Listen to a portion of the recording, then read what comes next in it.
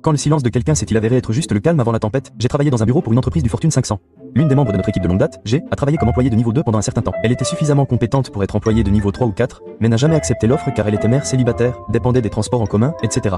P et G, initialement au même niveau, étaient toutes de bonnes jusqu'à ce que P découvre que G gagnait davantage grâce à des primes et augmentations régulières. Une erreur de G suivie. Notre cliente a fait une erreur. Elle a utilisé l'ancien protocole de facturation alors qu'elle venait de changer. Ce n'était pas une situation grave, mais P s'est adressé aux employés de niveau 4 et à la haute direction et a suggéré que G soit licencié. Ils sont tous allés voir les RH qui ont dit que même s'il n'y avait aucune raison valable de la licencier, ils pouvaient la transférer dans une équipe plus merdique qui garantirait en gros son échec. G a compris ce qui se passait et a obtenu un autre emploi. Nous allions être en congé pendant 4 jours pour Noël. Et G a démissionné jeudi en laissant un message vocal après les heures de bureau. G savait que le message ne serait pas reçu avant lundi matin. Elle a donc envoyé un email à tout le bâtiment. L'heure d'envoi était fixée à 23h59, la veille de Noël. L'email expliquait comment P avait une liaison avec son beau-frère pendant que son mari était en mission. Comment un cadre supérieur avait accepté ce poste parce qu'il avait été licencié pour détournement de fonds et avait perdu sa licence d'expert comptable. Et comment l'un de nos employés masculins de niveau 3 avait demandé une mutation parce que notre chef de service marié le harcelait sexuellement. Nous sommes arrivés à 8h au RH et il est arrivé à 9h. C'était un véritable désastre lundi matin. Pas mal de personnes ont démissionné ce jour-là. Et dire que tout cela aurait pu être évité.